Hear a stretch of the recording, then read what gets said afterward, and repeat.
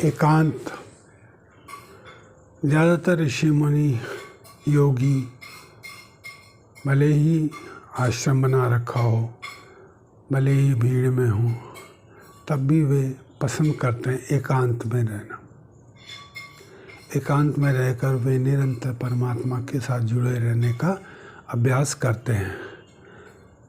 जब आप योग में आगे बढ़ेंगे, ध्यान में आगे बढ़ेंगे, आप भी महसूस करेंगे कि आपकी सांसारिक आवश्यकताएं धीरे धीरे कम होती जा रही हैं और जो आध्यात्मिक आवश्यकताएं हैं, जिसमें गुरु के सानिध्य में रहना, परमात्मा की भक्ति करना, ये सब आपकी ज़्यादा से ज़्यादा ज़रूरतें इनकी बढ़ती जा रही।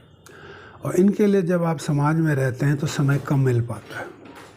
तो ऐसे में योगी, भक्तजन, ज्ञानी जन एकांतवास खोजने का प्रयास करते हैं। एकांत में ही उनको आनंद आता है। अगर उन्हें किसी वजह से भीड़ में भी जाना पड़े तो वे वहाँ भी एकांत अपने लिए ढूंढ ही लेते हैं। उस एकांत में वे निरंतर परमात्मा का स्मरण करते रहते हैं। परमात्मा का स्मरण करने का तरीका अंदर ही अंदर मंत्रोच्चार चलता रहे, वो रुके नहीं। जब तक आपकी सेंसेस काम कर रही हैं, सोने तक आप निरंतर मंत्रोच्चार मन ही मन करते रहें। मंत्रोच्चार करने के बाद यदि संभव हो तो ध्यान की जो टेक्निक्स हैं, उन टेक्निक्स पर अपना मन लगाएं।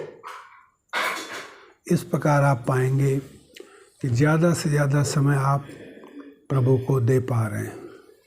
और ऐसे शुद्ध सात्विक लोग हमेशा एकांत में ही रहना पसंद करते हैं। तो अगर आप एकाकी रहना चाहते हैं, एकांत पसंद करते हैं, तो निश्चित रूप से ये एक अच्छी शुरुआत है आपके लिए। यहीं से आप आगे बढ़िए, ध्यान को अपने जीवन में लाइए, ध्यान करिए, आपको बहुत ज़्यादा लाभ होगा। ध्यान करने की एक सामान्य विधि जो मैं बता सकता हूँ, विधियाँ और भी हैं जो मैं बता नहीं सकता ओपन प्लेटफॉर्म पे, लेकिन एक सामान्य विधि जो मैं ओपन प्लेटफॉर्म पे बताता आ रहा हूँ उसमें है कि आती और जाती सांसों को आप देखते रहें और आती और जाती सांसों के साथ कहें शिवोहम, शिवोहम। अंदर ही अंदर मंत्रोच्चार करते हुए शिवोहम का जाप करते रहें।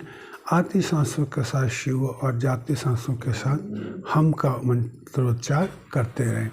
इस प्रकार आप देखेंगे कि कुछ ही दिनों में, कुछ ही महीनों में आपका मन बिल्कुल शांत हो जाएगा और जो जो आपकी कमियां थी धीरे धीरे वो आपसे दूर होते जा रही हैं।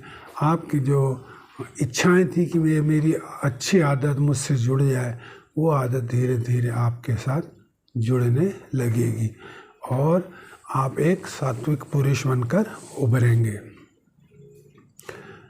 ध्यान करने के अनेकों फ़ायदे हैं। मन शांत रहता है, जीवन सफल होता है, सुख दुख में कोई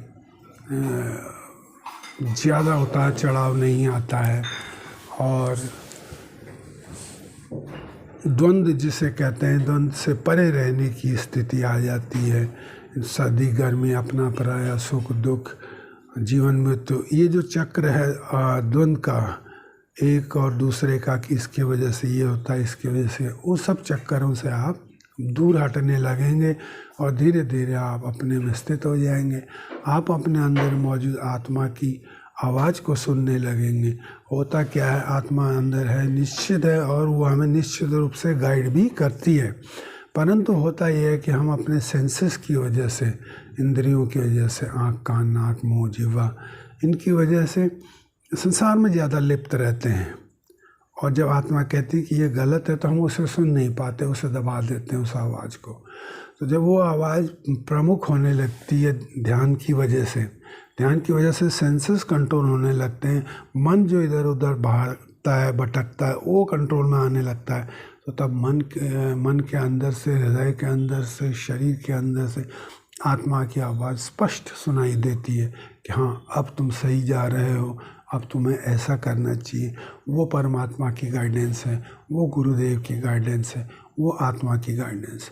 उस गाइडेंस के अनुसार आगे बढ़िए, निश्चित रूप से आपके जीवन में सुख ही सुख होगा। अगर दुख आएगा भी तो आपको प्रभावित नहीं कर पाएगा। जय गुरुदेव।